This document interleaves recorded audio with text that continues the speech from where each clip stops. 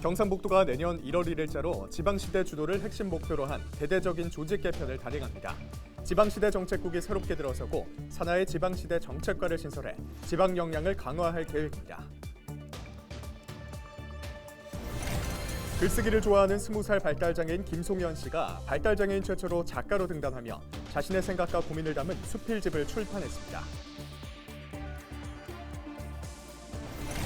경주 용강동에 지역 여성들을 위한 여성행복 드림센터가 문을 열었습니다. 공동융아 나눔터와 여성 새로 일자리 센터가 들어서 육아와 사회활동을 지원하는 공간으로 마련됐습니다. 대구시가 내년부터 4년 동안 서구와 북구 일대 3공단 상습 침수 지역 정비 사업을 추진합니다.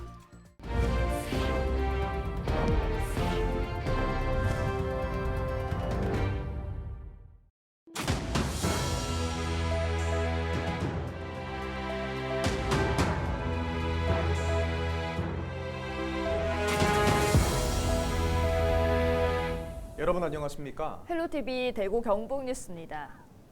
경상북도가 내년 1월 1일자로 대대적인 조직 개편을 단행합니다. 민선 8기 들어 처음으로 이루어지게 될 이번 개편의 주요 내용을 서희동 기자가 소개합니다. 경북도의회 본회의를 거쳐 내년부터 시행을 앞둔 경상북도 조직 개편의 핵심 목표는 지방시대 주도입니다. 먼저 지방시대 정책국이 새롭게 들어서고 그 아래 지방시대 정책과를 신설해 지방의 역량 강화를 통한 수도권과의 격차 해소에 나섭니다. 또 일손 부족으로 어려움을 겪는 시군을 위한 외국인 공동체과를 신설해 외국인 학생의 부모 등 지역에서 필요한 인력의 비자를 광역단체장이 발급하는 광역비자 등을 추진하게 됩니다. 메타버스 수도 경북을 구체화하기 위한 메타버스 과학국도 생깁니다. 메타버스 거점을 조성하기 위한 메타버스 혁신과와 지능형 행정을 구현하기 위한 빅데이터과도 함께 문을 여는데 올해 6월 메타버스 정책 자문단을 구성하고 콘텐츠 개발에 10억 원을 투자하는 등 경북도가 적극적으로 펼치고 있는 메타버스 산업 활성화 정책에 더욱 힘이 실리게 됐습니다.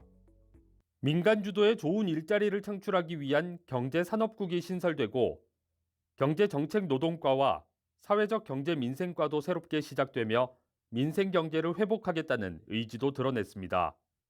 또 대구 경북 통합신공항의 조기 건설로 지역 경제를 활성화하기 위해 기존의 통합신공항 추진단을 통합신공항 추진본부로 격상하고 본부장을 개방형 직위로 지정합니다. 이번 조직 개편은 민선 8기 경북의 도정 철학인 경북이 주도하는 지방시대 구현에 중점을 두었고 살기 좋은 지방시대들을 만들기 위해서 미래 신산업 육성과 성장 기반 확충에 중점을 두었습니다. 이외에도 아이세상 지원과와 여성가족 행복과를 통폐합한 행정부지사 직속의 여성아동정책관을 신설하고 봄철 대형 산불로 인한 피해를 최소화하기 위해 야간에도 산불 진화가 가능한 119 산불 특수 대응단을 새롭게 조직합니다. 경북도는 올해 안에 인사를 마무리하고 내년 1월 1일부터 조직 개편을 시행할 예정입니다. 헬로티비 뉴스 서희동입니다. 글은 내 마음을 다 보여줄 수 있는 자물쇠 같은 존재이다. 올해 20살 발달장애인이 쓴 글의 일부인데요. 장애 때문에 자신의 생각을 말로 다 하기가 힘들었고 그래서 글을 통해 생각을 써내려왔던 겁니다.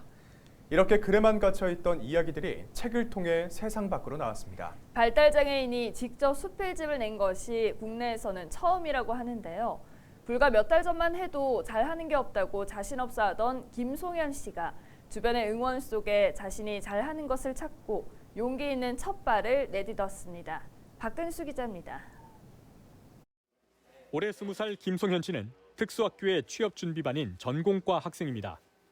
발달장애 중 지적장애를 갖고 있는 송현 씨는 학교에서 직장 생활을 하기 위해 필요한 기본적인 내용들을 배웁니다.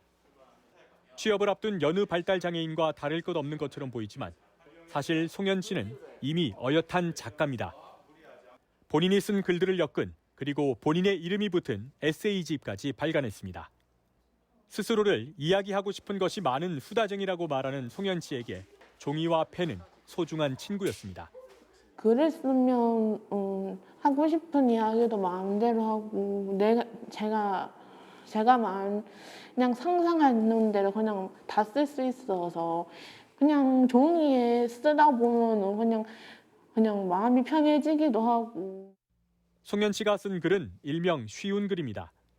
어려운 수식어를 쓰거나 기교를 부리지 않고 본인이 느끼고 생각하고 고민하는 것들을 자신이 이해하는 표현으로 써내려갔습니다. 송현 씨는 틈이 날 때마다 연필을 들었고 많게는 하루에도 몇 편씩 자신의 생각을 글로 옮겼습니다. 교사들도 처음에는 단순한 호기심을 가졌다가 일상의 사소한 것들을 바라보는 송현 씨의 글에 반해 든든한 지원군 역할을 자처했습니다.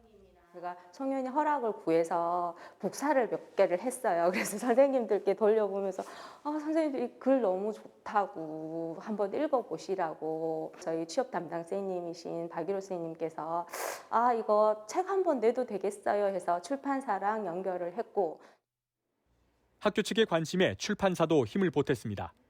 송현 씨를 위한 글쓰기 훈련 프로그램을 함께 진행하고 현장 실습의 기회를 주는가 하면 송현 씨를 정식 작가로 채용했습니다. 천천히 느리지만 또 오랫동안 생각하고 또 꾸준하게 하는 송현 작가님의 장점이 이 책과 글에 담겨져 있기 때문에 앞으로도 송현 작가님이 이렇게 계속 쭉 글을 쓰실 수 있는 가능성은 더 많은 것 같고요. 처음부터 끝까지 송현 씨의 글이 오롯이 담긴 이 책에는 본인의 일상과 주변 사람들의 이야기, 책을 읽은 뒤의 소감, 그리고 아빠와 엄마에게 보내는 편지까지 평소에 생각하던 것들이 모두 담겼습니다. 글을 통해 세상과 소통하는 송현 씨의 다음 꿈은 동화 작가입니다. 어떤 이렇게 힘든 일을 겪다가 어떤 사람을 만나서 행복하게 사는 그런 얘기를 쓰고 싶어요. 주인공도 한번 이름을 한번 지어보고 배경도 한번 설정해보고 이야기를 제가 한번 만들어보고 싶어요. 발달장애인 김송현이 아닌 작가 김송현. 지금도 자신의 꿈을 찾아가고 있는 올해 20살 김송현 씨의 또 다른 이름입니다. 헬로티비 뉴스 박근수입니다. 흔히 식중독은 음식이 상하기 쉬운 여름철에만 조심하면 된다고 생각하실 텐데요. 추운 겨울에도 식중독 주의하셔야겠습니다. 식중독을 일으키는 노로바이러스가 추위에 강하기 때문인데요. 증상과 예방법을 알아봤습니다. 정호석 기자입니다. 지난달 경남 창원의 한 유치원에서 70여 명이 식중독에 걸렸습니다. 지난주에는 충남 아산의 한 유치원에서도 70여 명이 비슷한 증세를 보였습니다. 이처럼 겨울에도 식중독 감염이 기승을 부리는 이유는 노로바이러스 때문입니다. 최근 5년간 노로바이러스에 걸린 환자 중 60%가 겨울철인 11월부터 다음해 3월 사이에 발생했습니다. 노로바이러스가 영하의 온도에서도 살아남기 때문입니다.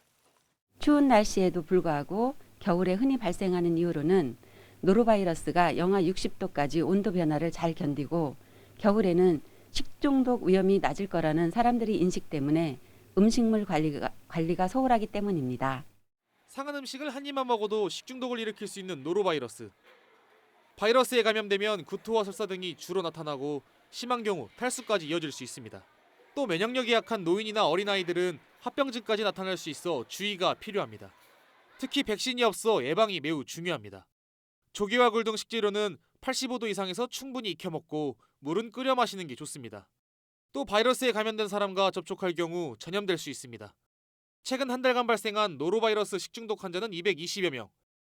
지난해 같은 기간보다 20% 가까이 늘었습니다. 전문가들은 사회적 거리두기 해제로 개인 위생이 느슨해지고 사람 간 접촉이 늘어났기 때문이라 말합니다.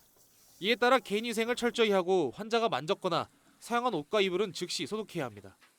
흐르는 물에 비누로 30초 이상 손등까지 깨끗하게 씻는 것이 가장 효과적인 방법이고 과일과 채소도 철저히 씻어야 합니다. 겨울철 노로바이러스로부터 안전하려면 철저한 위생이 제일 중요합니다.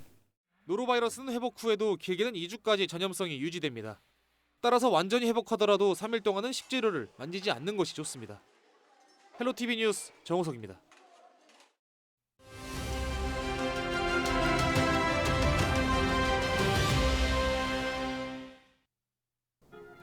눈이 오면 차도 차지만 사람도 조심해야 합니다. 기온이 떨어져서 길이 얼다 보니까 자칫하면 넘어져 다치는 낙상사고가 일어날 수 있는데요. 눈이 올 때마다 길에서 미끄러져 다친 사람을 병원으로 옮겼다는 119 활동 내용도 빈번히 접하곤 합니다. 겨울철 추운 날씨에 움직임이 둔한 상태에서 빙판길을 걷다가 넘어지면 부상을 당할 위험이 큽니다.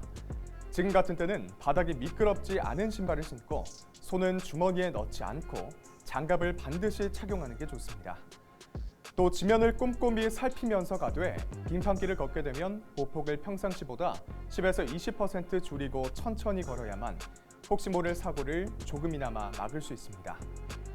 만약에 빙판길에서 넘어졌다면 가벼운 통증이라도 아픈 부위를 확인하고 통증이 심하면 주변의 다른 사람이나 119에 도움을 요청해 병원을 찾는 것이 좋겠습니다. 데일리 브리핑이었습니다.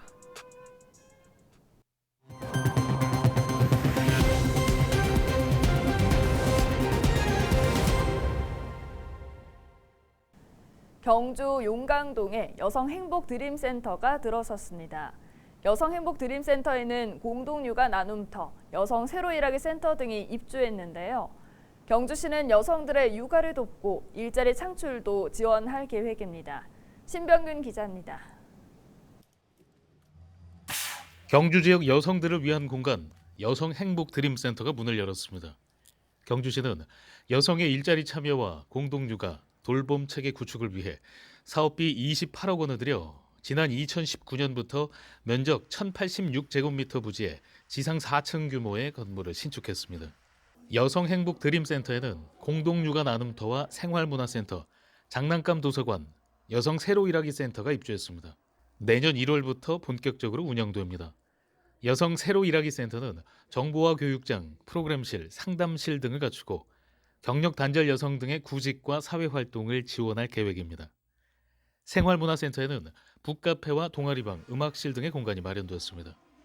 여성행복드림센터 개관식에는 준하경 경주시장과 이철우 경주시의회 의장을 비롯해 여성친화도시 시민참여단과 지역주민 등 100여 명이 참석했습니다.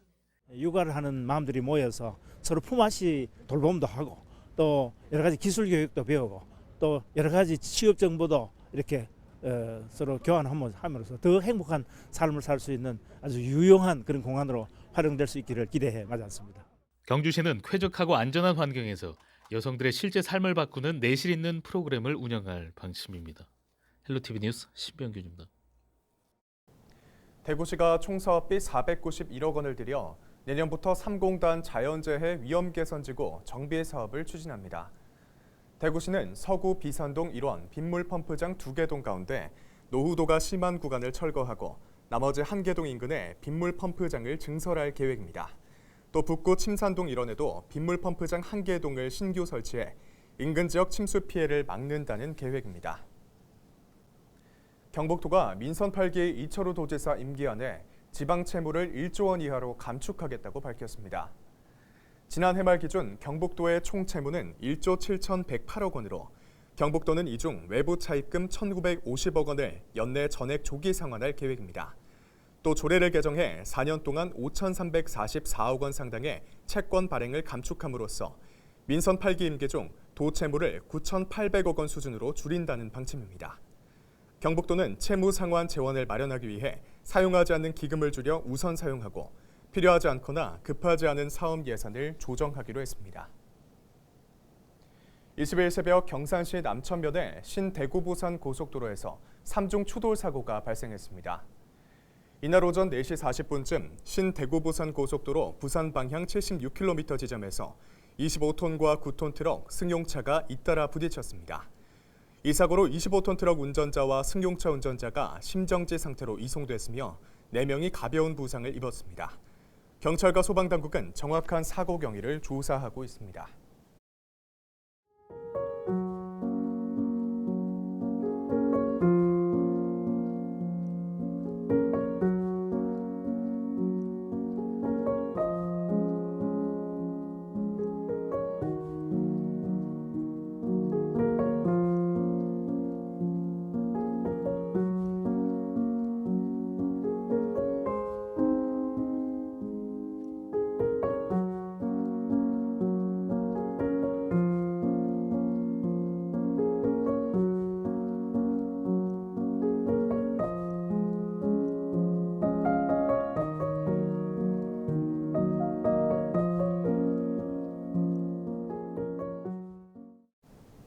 이상으로 뉴스를 마칩니다. 함께해 주신 여러분 고맙습니다.